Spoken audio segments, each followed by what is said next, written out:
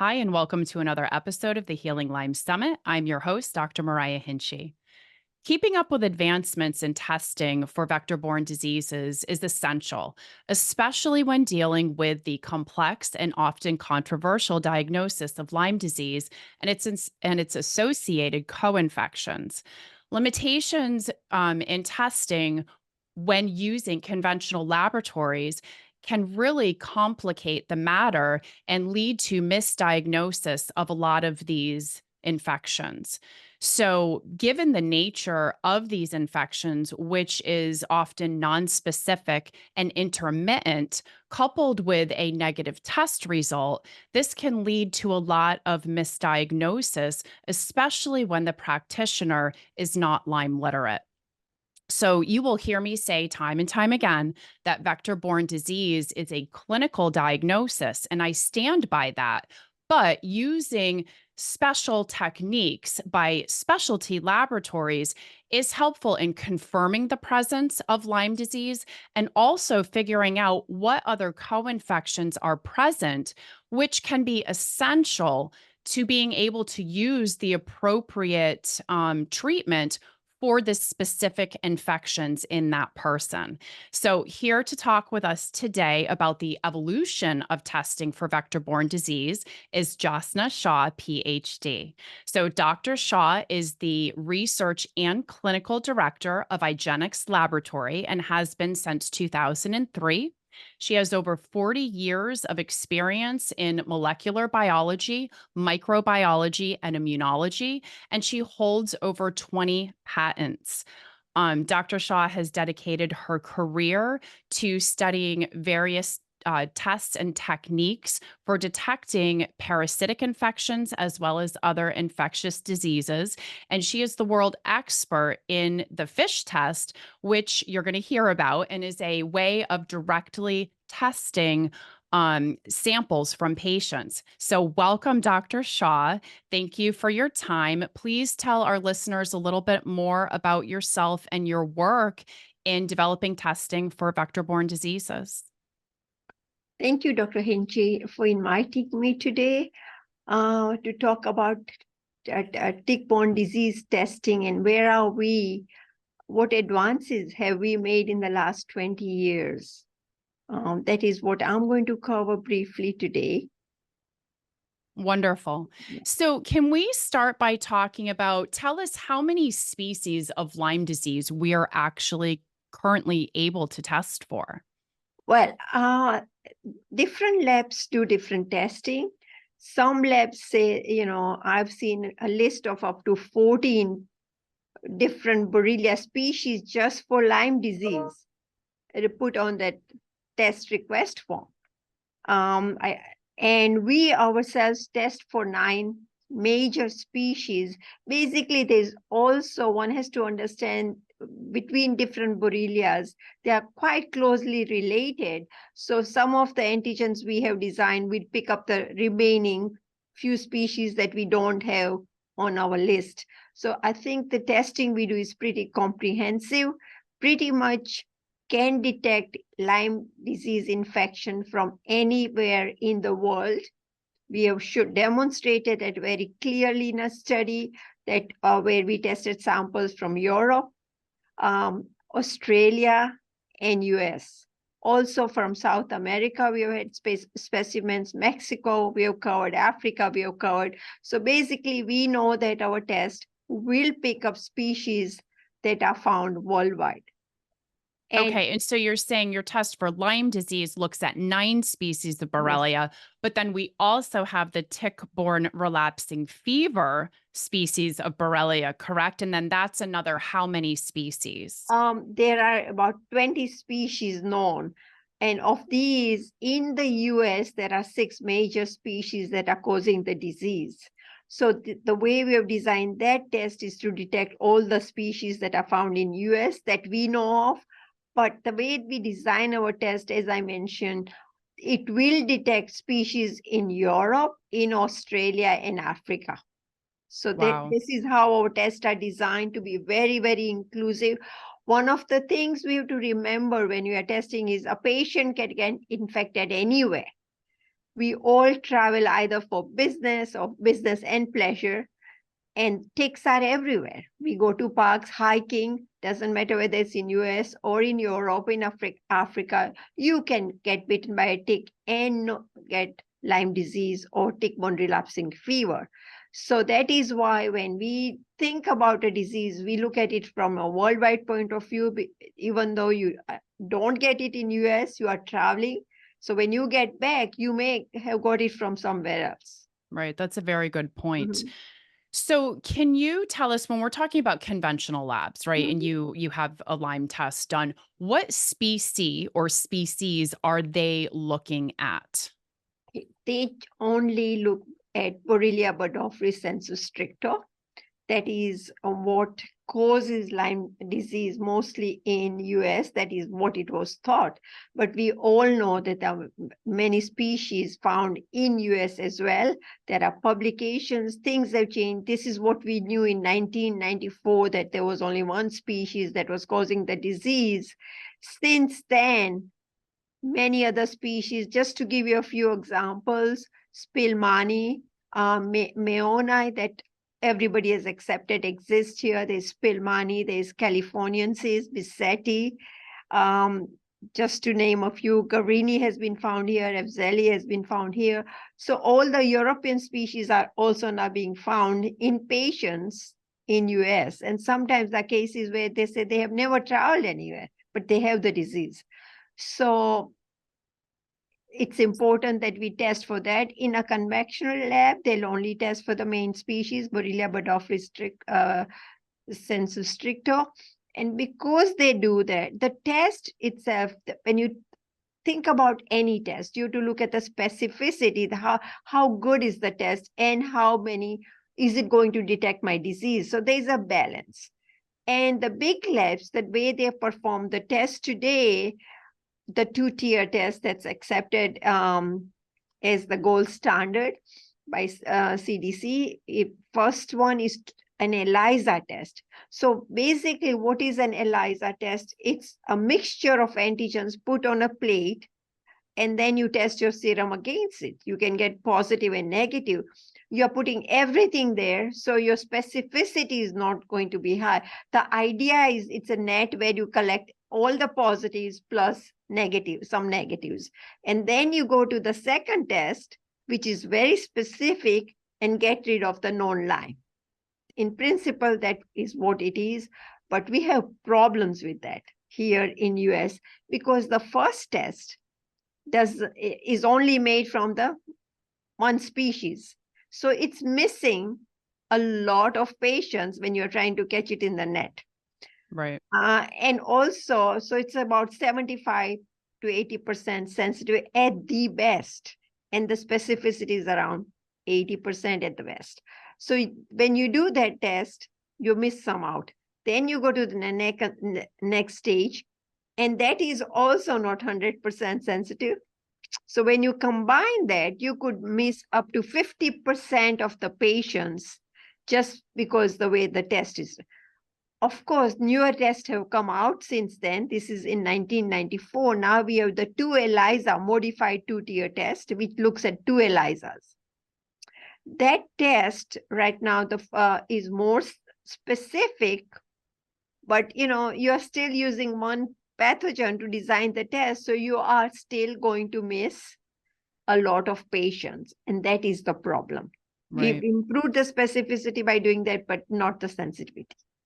So the analogy that I like to use with my patients is that if I give them a box of crayons and you have all the basic colors there in the crayon box, and I have them pick out a crayon, and let's say they pick the green one, and then I do a test that's only going to test for a red crayon, obviously they're going to be negative. They don't have the red crayon, but I can't tell them they don't have a crayon, right? So it's like Right. with Lyme, if you're only looking at the one species of Borrelia and you don't have it, that doesn't mean that you couldn't have one of the 20 plus other species of Borrelia that cause Lyme or tick-borne relapsing fever, which is very, very similar to Lyme.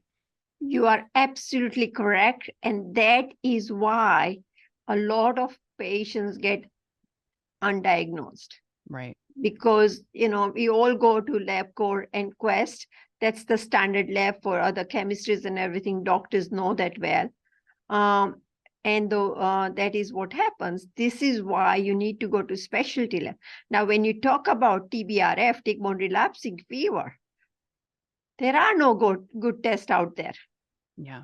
Big labs only do Hornsey, not Right. and or total antibodies. None of the labs look for. Now they've started doing a PCR test for Miyamoto.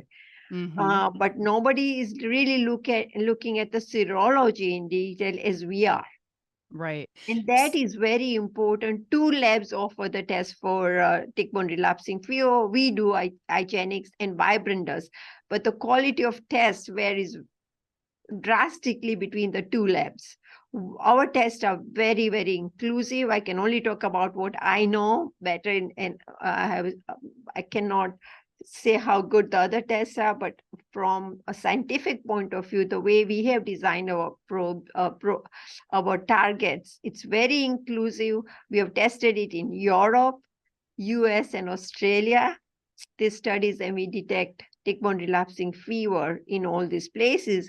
In fact, in Ukraine, they didn't even know there was any tick-borne relapsing fever till we tested the samples for Lyme, and then for tick-borne relapsing fever, we were able to tell them that you have tick-borne relapsing fever and Lyme there. And also tell them about which species they were finding, because they came to us and said, the Euroimmune blots they were using that are very popular in Europe, we have used them, but our patients are negative. A lot of them we know have the disease, but they are negative. Please, can you help us? So we agreed to help them. We said, look, first of all, send us your samples. We'll test it for you to see what we are finding. Then we can guide you as to what you need. And now they are really well set. They can find Lyme. We also told them about tick-borne relapsing fever. Their lab does that as well in Ukraine. It's a very well-established university lab for those diseases now. So on top of not looking at the species of Borrelia that cause tick-borne relapsing fever and not looking for, the other roughly 8 species that cause just regular Lyme, what are the other reasons? I want to stick with conventional labs for now, because that's what, most people that don't know any better, and even physicians that don't know any better, are using. Why else are there so many false negatives? So let's start with talking about testing too soon, right? Like if you're using an antibody test to detect antibodies right after you were bit, before the immune system has had time to generate those antibodies. And then can you talk about what you think the other false reasons for so many false negatives would be as well? Okay, so I think before we discuss diagnostic methods, we need to understand this spectrum of the disease and what comes up and what. So say when a person is bitten by a tick, the first target that hits is the T cells of the T cells are the ones that detect it, that we got a foreign matter, and they'll start the reaction, and in return, and they will also initiate the IgM response. Okay, but most of us, when you're bitten with a tick, this is very short-lived, the T cell response. We don't generally, nobody uses the test at that point. It's too early, you miss the. And the other test that will be positive in a few days, because where you are bitten by a tick, they are going to deposit some pathogens, Borrelia, other pathogens which are the co-infections, Babesia, Ehrlichia, whatever that particular tick is carrying is going to get into the bloodstream because they bite you. And you see a rash where the tick has bitten. But the problem with that rash is it can be anywhere. You may see it sometimes you don't see it because it's in a place you can't see. So about 35 to 40% of all cases, you will see a rash is detected and you can define it. Now, there are issues with the rash as well, as we know that it may not be Lyme disease. It could be something else and you have a rash, and you could be just misdiagnosed as just Lyme disease positive, when you could be having other co-infections in and you are not treated for that. So, doing the right diagnosis is very, very important. You have to look at the co-infections. For example, babesia now is very high in US. It's well documented now. In our studies, we found that there were more cases of babesia than of Lyme. Of course, the samples we get, lot of patients have already been screened out for Lyme. But the other diseases, nobody is really looking at as well as we do, and that's why we detected that. But clearly, that just makes a point. And a lot of patients can have multiple infections, not just Lyme. It could be Babesia ehrlichia, it could be Lyme Babesia, who knows? Any combination is possible. So when you are thinking diagnostic, I think we have to get away from Lyme disease alone and think about tick-borne diseases, which includes Lyme, Babesia, which is a parasite, Borrelia is a bacteria, Anaplasma, Ehrlichia, and Rickettsia. Rickettsia is becoming very important. It's spreading. Recently, we had 5 deaths in California due to rickettsial infections. So that is also getting very important to diagnose and treat, because that really, is quite dangerous and it is spreading. So I just want to let people know that they should be thinking of the panel and not just Lyme disease. Right. So we can't, I think a lot of people think like, oh, I've been worked up for Lyme and, using Lyme interchangeably with tick-borne disease where it's not. Right. Lyme is just one of the many, many things, one of the many pathogens that the ticks carry. Yeah. So, okay. So we started out and say that you're bitten by a tick. Now, in the first week or so, PCR could be positive because it goes into the bloodstream, multiplies, and that's when you will be able to detect it. Then the IgM response starts, but it takes about 2 weeks before you can physically detect it in a patient. It may be there, but the amount is so low that you can't. So that starts, and you can detect IgM antibodies, and then that converts to IgG. And in some patients, the IgM lasts for a very long time at a low level. Others, it converts to G and it clears out. So that these patients with the IgM can last for a very long time. And therefore, in chronic stage of the disease, we often see IgM and not IgG. So, and then PCR, from our experience, we say it's early disease, but in patients who may be immunocompromised or have some underlying diseases may not make good antibodies, PCR can remain positive during that for a long time, from beginning to all the way through chronic stage of the disease. We have seen that. So the thing is, when there are too much antibodies present, usually PCR is negative. That is our experience. So what we recommend when somebody doesn't know at what stage of the disease they are, we would say do the immunoblots or do serology and PCR.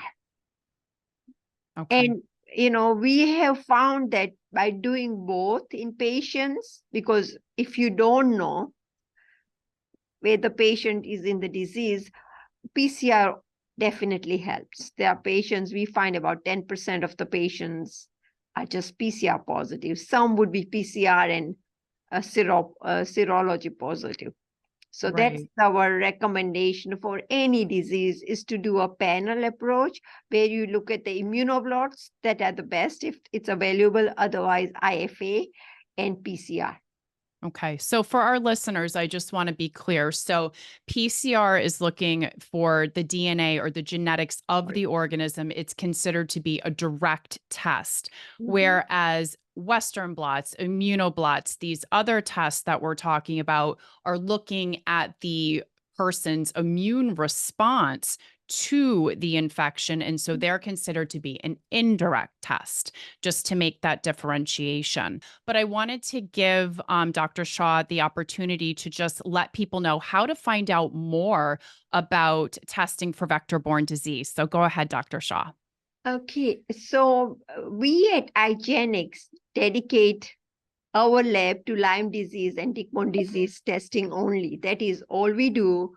And one of the things we do is make sure that we keep up with the literature and update our test as necessary. If we find something that we think is important, we will incorporate that in our test. For example, Borrelia turcica is a tick-borne relapsing fever.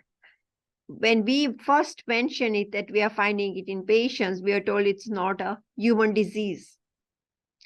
Yet we kept on finding it and we just called it the species at that time and letting the doctors know, and patients were getting better. Eventually, CDC published a paper from patients. This was done by PCR, culture and PCR. They detected Turcica in patients as well. Now it's accepted that Turcica or Turcica-like Borrelia is causing disease in humans, just to give you an idea about that. Yeah. So if you need any information, you can reach us by calling us at IGenX. Our number is 1-800-832-3200 and ask for customer service. They will be able to guide you as to what should be done, what testing is available. Secondly, if you go to our website, igenix.com, all the information is there. We have a portal for physicians and we have general information as well.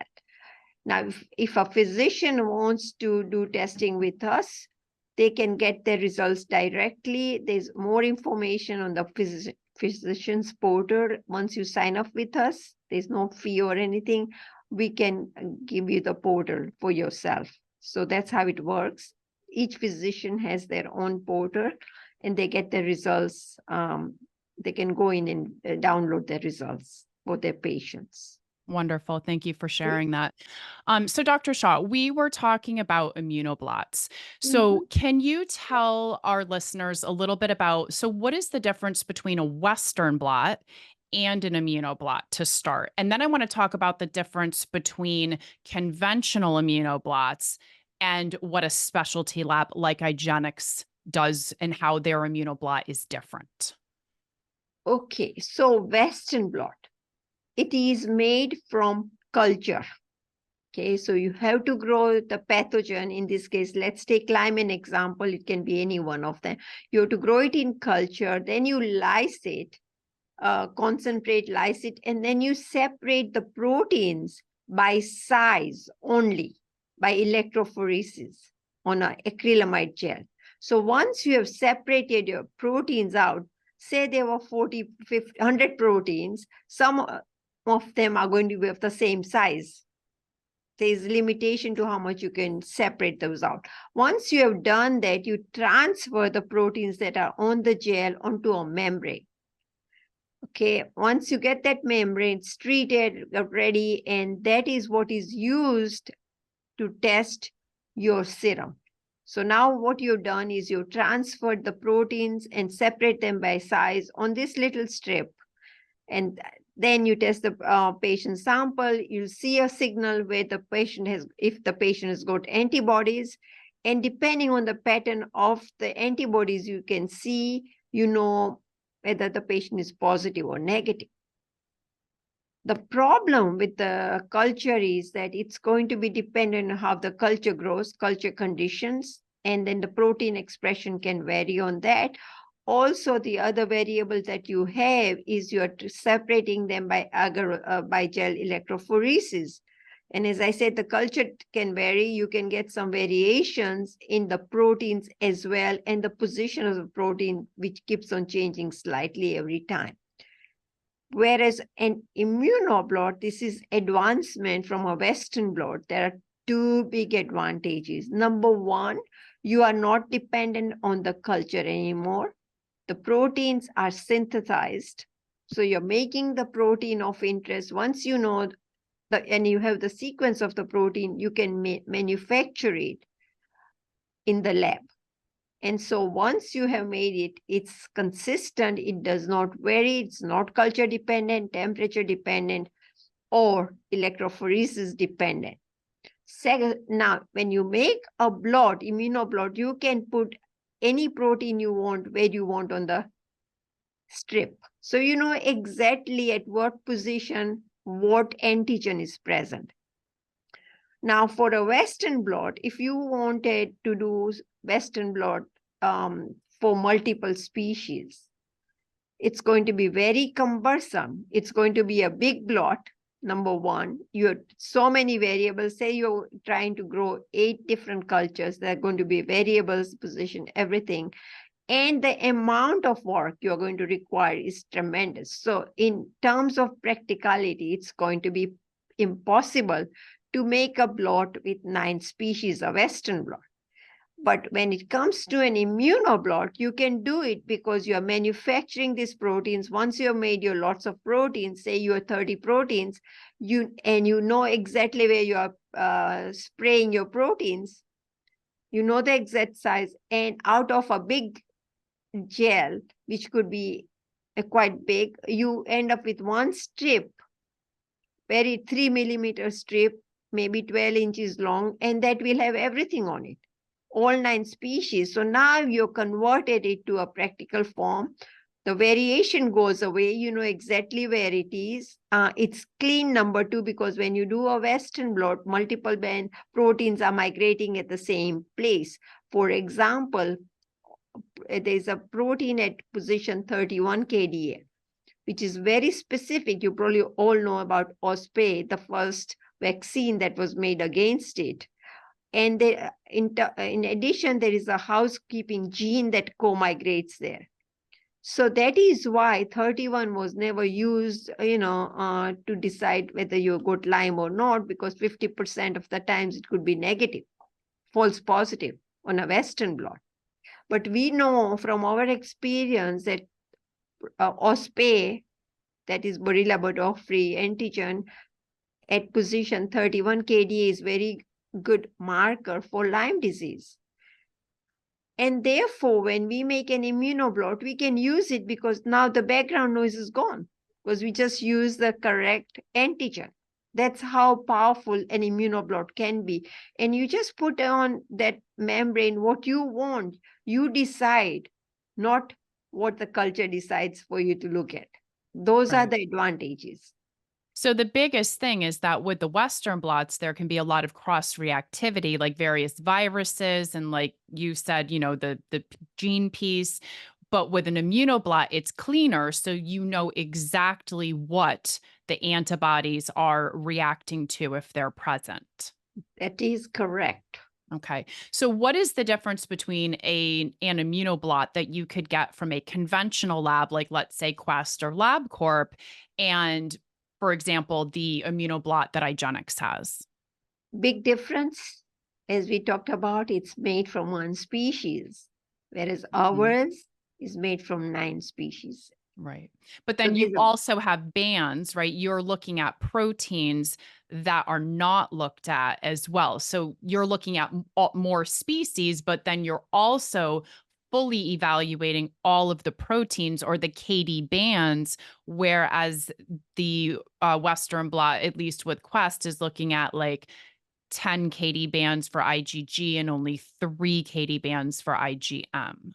That is correct. So we look at more bands. We look at 5 bands for IgM and 6 bands for IgG for reading our criteria. So in fact, we have 12 bands for IgG and 5 bands for IgM, whereas CDC has 3 bands for IgM and 10 bands. So we include 31 and 34 bands, and we find they are very specific and are very useful in the diagnosis of Lyme disease.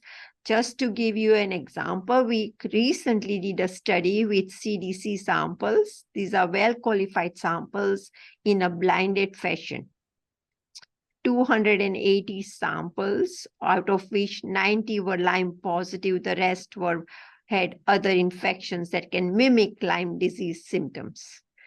And our specificity with our criteria, where we look at 3 bands out of 6, was 100%. And comparing to what on the limited information we had, IGenics performed the best in terms of sensitivity as well. So we are, we think our blots are very good for detecting Lyme disease. Of course, no test is 100% sensitive. We have to accept that, but it is it is in the top. It's probably the most sensitive and specific immunoblot on the market. It's wonderful. And again, we can't always rely on a test. Like you said, Right. there's no test that is ever 100%. So Mhm. again, we have to go back and use our brains and the tools that we have all been taught as diagnosticians, right? Absolutely. The tools are to be used with clinical symptoms Right. and where you are staying. Sometimes nothing works. It could be a new strain, nobody knows. So physician has to make the decision in the end. Right. They have the expertise and the knowledge, and they know their surroundings, so they can make the best diagnosis and provide the patient with the care they need. Yeah. Another thing about specialty lab testing too that I like is, with the conventional labs, it's either reactive or non-reactive. And I like how these specialty labs will give you, for example, with IGenics, right? You either get a minus as in it's not there, or you will get an IND, which means there is an antibody response. It's just a weak antibody response. And then you get your plus or 2 pluses or 3 pluses or 4 pluses. So in an infection that can suppress the immune system's ability to produce antibodies in response to it, as a clinician, I think it's super important to be able to see, those IND levels, which is showing a response, but a weak response. Whereas this is another thing that in a conventional laboratory, like you would never see that. Well, I think when you say IND means indeterminate, that the signal was there, it could be positive or negative. Sometimes what that suggests to you is that you need to retest the patient if they've just started making antibodies. And maybe if you tested them 4 weeks later, they'll better antibodies. If that was truly the case, it will help you confirm it by repeat testing 4 to 6 weeks later. We see that, like, for example, you can take an early sample where you barely see a band, or maybe see one indeterminate band, maybe 23, for example. That's an early marker for Lyme disease. And then if you test 4 weeks later, it turns out to be, you'll see both the 2 bands, 3 bands, and it will be truly positive. But so what you just said, looking at those bands really does help you. If you think the patient has it, you can retest or treat. I mean, as I said, the physician has to make the decision based on symptoms and signs. Yeah, exactly. Mhm. So what other technologies are there? Can you tell us a little bit more about the new microchip technology? Sure. So the microchip technology is, as you know, Vibrant uses microchip technology where they can put up to 44 different antigens on a chip. And they do look at Lyme disease and other diseases. So that allows you, but it's really an ELISA at the end of the day. You are doing on a chip, individual ELISAs and reading. There was a study done, which is published, where the chip assay was used. And when they looked at the samples, the sensitivity, the specificity was pretty good, 97%, but the sensitivity was around, under the best condition, that where they compared a set of CDC samples, because that I can use to compare other tests, was around 66.7%. Using the same set of samples, because it's a CDC set. If I just look at the data and what we find in our tests, we are far more sensitive than them using the same data. So the immunoblots seems to be performing better than a chip assay at this point in time. Now, there is an FDA cleared test on a chip now by Viramed. They've come out with a 2-tier test. standalone test like the two-tier modified ELISA, which is done on a chip, and they do look at multiple antigens as well and report out a result as positive or negative. There isn't much more information on that except that it's cleared by FDA now as a standalone test on a chip assay. And there is an IgG and IgM chip assay as well, which differentiates G and M for Lyme disease. That seems to be working similar to immunoblot, yet we don't, I don't have much information on the performance. But when I looked at the data that's published, it seems to be similar to the standard immunoblot. Nothing special about it. Okay. So what would be the advantages to using like this new technology? The advantage is that you can do the test, multiple tests at the same time in a shorter time. Mhm. But, I think the way we are looking at the immunoblots right now, within a year, we expect that everything is going to be automated, just like an ELISA, but with the sensitivity, specificity, and all the details we give currently, we'll be able to do that. So at that point, we are there almost, but we need to do a little more work before we said that we are ready. But the data looks extremely promising for us. Well, that's exciting news. And so I think automation is the way to go. Then maybe once we get enough samples and there's comparison, but I feel that the technology we are using and with what we know, it seems to be working very well, and we'll be able to translate it to all the diseases. That's wonderful. That's our hope, yeah. So serology will be better, more practical, we hope, as we move into automation. Good. So obviously that's one of the challenges and limitations, right? How long it takes because you're actually growing it and you're doing like this whole test where, with the immunoblot.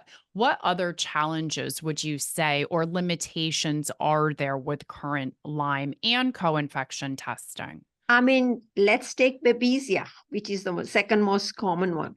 The problem is we do not have good testing, right? Currently, there is only immunofluorescence assays that all other labs can use. There are no immunoblots, and those tests also are dependent on the whole cell. So depending on the quality and how an IFA is, you read it manually, how good you are, the other autofluorescence issues and things like that. And since you need a technical person to read it, there's always going to be limitation. It's a microscopic technique. So immunoblots get you out of that. That's one big advantage. And the only lab doing immunoblots as such is us. The Babesia is on the Vibrant microchip as well, but they have limited antigens on that. With the immunoblot, I think we are very inclusive, and the data that we have is extremely, promising. And we hope that that will. I think our tests for Babesia are the best. We have a fish test. It's a direct test. It's a test that only IGeneX offers for Babesia. We developed it in 97, 98 timeframe, and it is considered one of the best tests for Babesia. When a patient doesn't make antibodies, that test is going to be positive because it looks at the RNA, the pathogen itself. From what I hear from the physicians, they say that, when everything else fails and they get a fish positive sample and they treat the patient always gets better. So that says that that test, works where other tests have failed. And it is well-respected test for Babesia. That's great. But unfortunately, you cannot do this test for Lyme disease. The reason is in Lyme disease, the bacteria are very few in the bloodstream. So you're not going to be able, the sensitivity of the test will not allow us to do that. Whereas with Babesia, the parasite is in the red blood cells, so you can Right. see it. Right. And so, you know what, that just made me think of something. So there is the ability to look, right, with a PCR at urine and test urine for Borrelia or Lyme disease. Can you talk about that a little bit? So in addition, obviously, this would be a great test to use in pediatrics. Are there other times where this would be a good choice for patients or practitioners to use this test? Okay, so what we have found, just looking at the overall picture, sometimes the patient is negative by every other test. We Mhm. always feel that we get most positive with the immunoblots, then followed by PCR. But then just the regular serum whole blood PCR.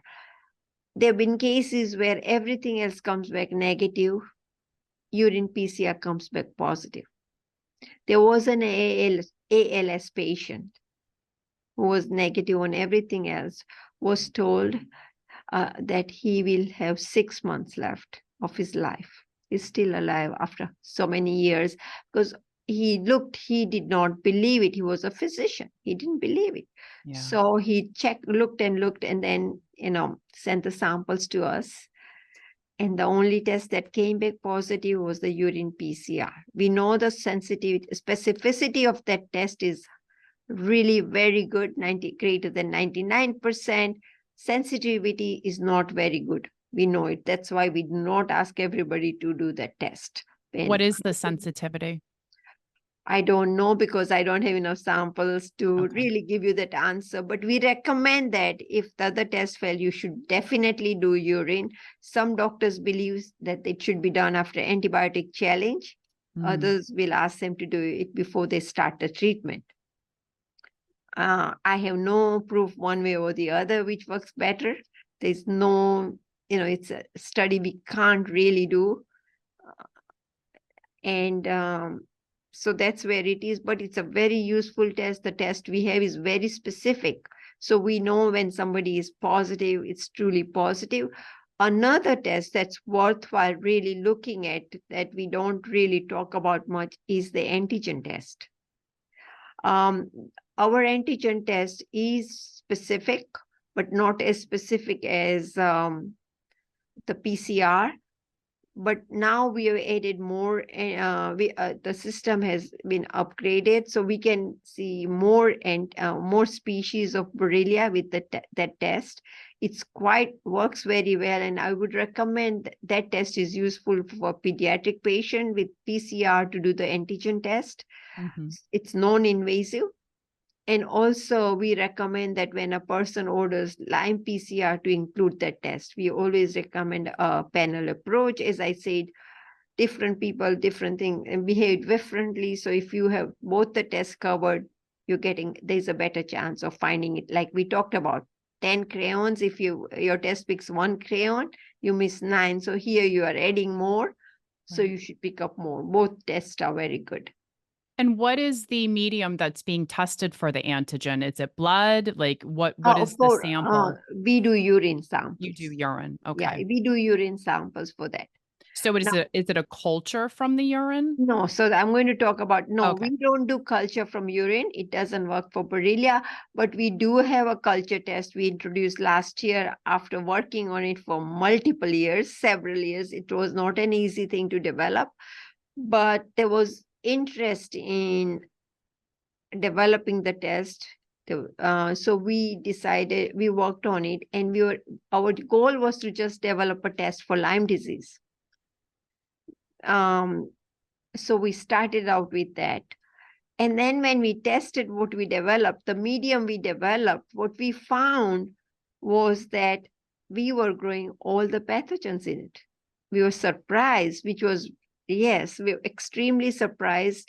And we were able to show that culture can be used to grow Babesia, Ehrlichia, and Rickettsia, tick-borne relapsing fever, and Borrelia burgdorferi, the Lyme-causing Borrelia. So all Wow. of them, after doing extensive studies on about 100 patients, we started offering the test. And it has turned out to be very useful. Sometimes the patient, the physician thinks it's Lyme that the patient he's having problems, they'll order one test. And since we are doing, it was our first year, we were doing research, so we would test for all the pathogens and grow the cultures for everything. We found that a lot of patients who were thought to be Lyme positive would turn out to be Babesia or Ehrlichia or Rickettsia positive. So based on that information, I am now recommending that if you are doing the culture test, please consider doing tick-borne disease panel, not just Lyme disease, because you could miss out very important information. We will not be doing this on all the patients anymore. We've done our research. We know what it is. So, physicians, I would really advise them to, when they order the test, do the full panel if you're going to do the culture test. You could miss out after spending so much, not doing the right test. You could miss out. And if you get the right answer, the patient gets well with the right treatment. Right. And that's all that matters. Mm-hmm. So, what can we look forward to? What other advancements do you see coming down the pipe in the future here for testing? Okay, one of the big questions we get is that sometimes patients have problem getting their blood drawn. If Mhm. you are living in areas where it's difficult, sometimes they can't go out. So IGeneX has just developed a test which will be coming out very soon, where a patient can draw blood himself or herself because with a with a The fingerprint. finger stick? Yeah, finger stick is the assay we are coming out with. You get a blotting paper, you do your finger stick and put drops of blood on the filter paper. And then you do not need any special way of shipping it to us. You put it in an envelope and send it to us. So it's a dried blood spot. Dry blood spot is what we are coming Wonderful. out. And we are going to start out by offering the Lyme test, the screening test, which would give you the specificity would be extremely high. The sensitivity would be there, but you would not be able to know whether it's G or M. It will be Okay. total antibodies to start out with. That's what we are going to offer. But at least that's a big advancement because this test is going to be fully inclusive of all the species and everything. We call it a screening test. And if you are positive by that test, you can reflex it to doing GNM without having to stand any more blood. And so is it like an ELISA or is it an immunoblot? No, it is going to be it's the first test is proprietary.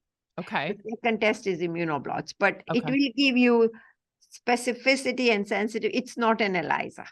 And when you say all of the species, do you mean all of the species for Lyme or for Lyme Lyme. and tick-borne relapsing No, fever? Lyme. Okay. We are just going to do Lyme and then we'll consider tick-borne relapsing fever afterwards. But at this point, just Lyme. Okay. Wonderful. So Go ahead. I think then more work is needed with tick-borne relapsing fever. We are working on improving that test. I mean, to be more inclusive than we are.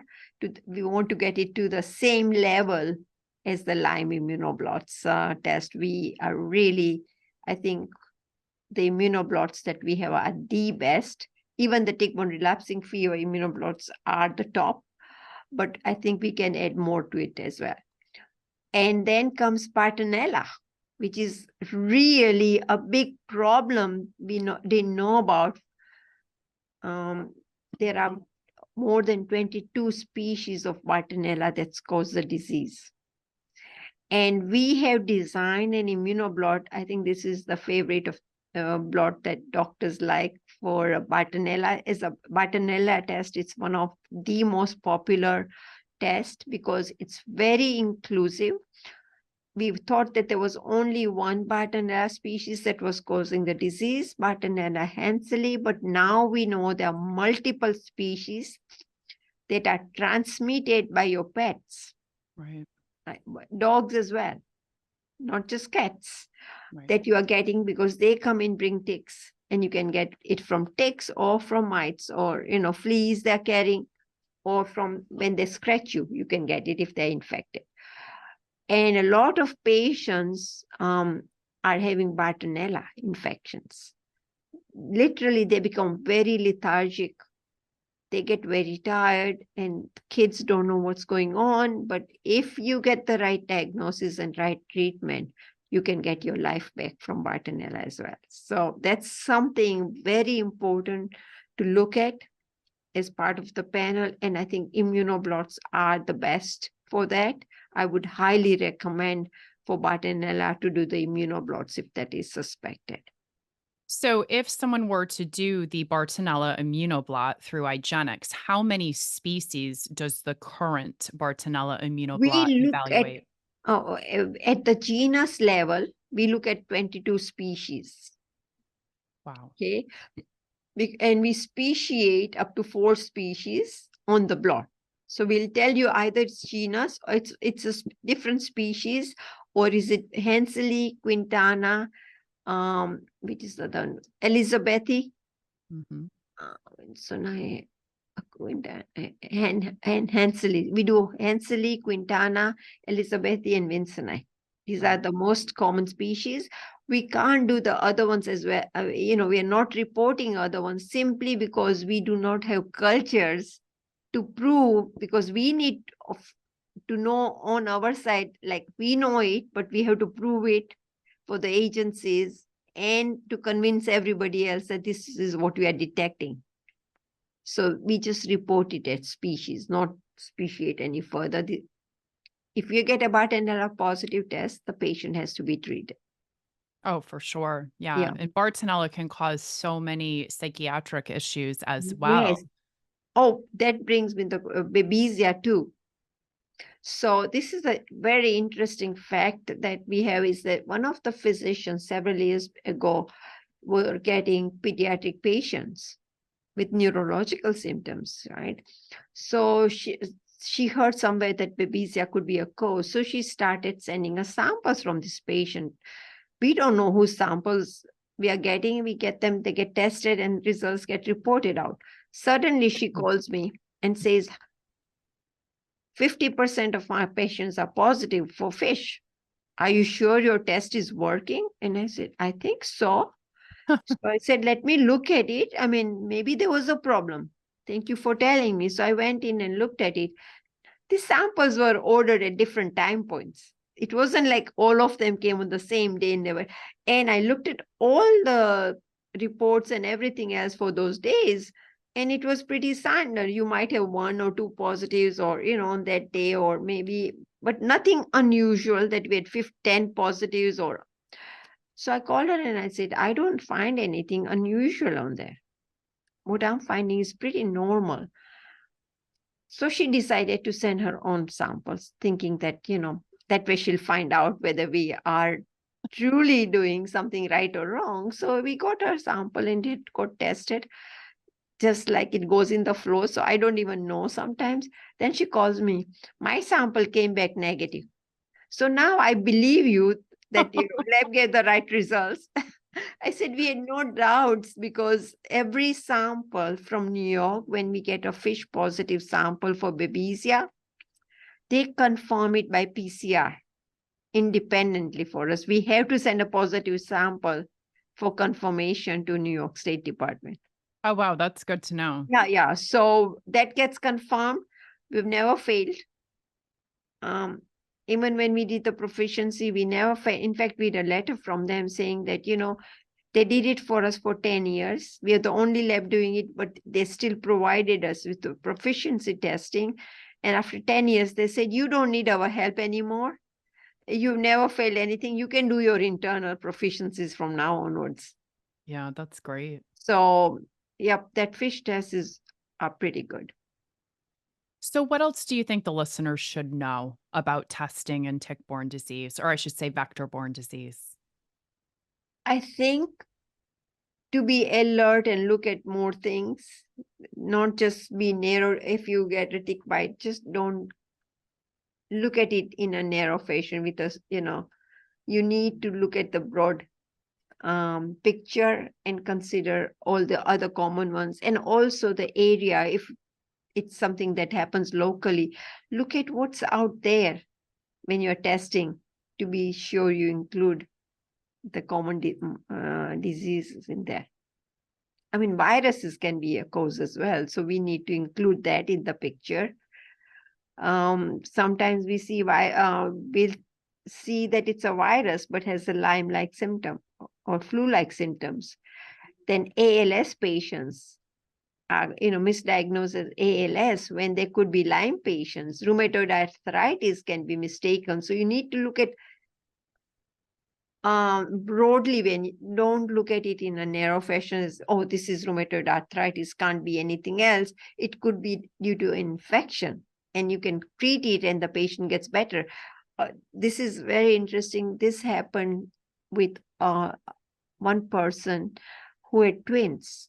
So when the twins were very young, they were told that, sorry, they got rheumatoid arthritis and they'll be limited to what they can do. This is very young. So the father did not accept that because they lived in Lyme endemic area. Mm-hmm. He searched and searched, and the samples came to us. We tested them and they were positive. So that was reported. That was the end of it. I think when the kids were about 12 years old, I met the father. And he said, thank you. I said, why? What have we done? He said, you saved my kids. That's when the story was told to me. He says, well, they were told they had rheumatoid arthritis. They did not. They had Lyme. They got treated. They are fine. They go hiking everywhere. Outdoor. Both of them are outdoor people enjoying life. But things like that happen. So just, I think as a physician, you have to be alert and think of all the possibilities where the disease looks similar. Just don't accept. Yeah. I mean, it's the great mimicker, right? And it Yep. infects every single cell in the body. Therefore, it can Absolutely. mimic or bring out any of these other diseases too. So I firmly believe it should be in every single differential diagnosis for every illness out there. I think what I agree with you, but I think especially in the endemic areas, children should be screened for these diseases regularly because Yeah. they are the ones, when they are not diagnosed properly. We have cases where they were not diagnosed properly. The doctor thought it was flu. Yeah. And then, of course, they didn't get treated. And, young kids, they have good immunity. So they don't feel it as bad in the beginning, but it hits them slowly and they get worse and worse. So they wouldn't be able to play games, or they come home and go to sleep Right. because they're so tired. And you ask them, you haven't done anything. Why are you so tired? They're tired. And what we found was these kids had babesia infections. So babesia was causing all these symptoms in these kids. This was locally in California, we are seeing that. And once they were treated, they're fine. They got their life back and they were not tired. Or Bartonella was the other cause of that, I know. Getting tired, going to sleep. Once it's cured, the patient is fine. So it's multiple things that you have to look for. Right. And I think that, that's a good point too. I was going to bring up the, the leg pain, right? And it's always blamed Yes, as growing pains. And I can't tell you how many patients it's like, it's just growing pains. It's just growing pains. yeah, But it's like, okay, but when it's growing pains and fatigue and, anxiety and stomach pain, right? When it's all of these things and we see like these patterns, right? So it's pattern recognition. right. That's the big thing, right? Especially in kids, they shouldn't have a multitude of different symptoms that are intermittent and cyclical. And Right. so it's really knowing the pattern and not putting a different part of the body in a different box, right? And trying to treat it separately. I, So, I think that's the problem. We have got specialists here. yeah. We need somebody who can put things together, not just pieces, as we have done here in US. The medicine has changed so much. Yeah. We need it as in combination. All the physicians should be working and not be too specialized and forget everything else. Yeah. I Hopefully agree. that happens. At least the family doctors are aware of that. So that's a big plus. Yeah. You bring up the screening in pediatrics. I couldn't agree more. I also think it should be part of prenatal care. We're still Oh, looking for yes. those torch infections, right? Like Yes. that's in the prenatal. Oh, you want to get pregnant? Let's look for these things, Right. testing for syphilis, but not testing for Lyme disease. It's mind blowing, Yes. especially when Lyme can be, transmitted through the placenta in pregnancy, and you can have a child born with congenital Lyme, but also it can cause a lot of issues with pregnancy and infertility, and In fact, it whatnot. does, right? Because I've been talking to some physicians who do women's health, and they say that a lot of changes, hormonal changes, issues where women cannot become pregnant are associated with the imbalance, which is due to Lyme disease. And once she can fix that, they get their life back. They can have kids. They're fine, normal.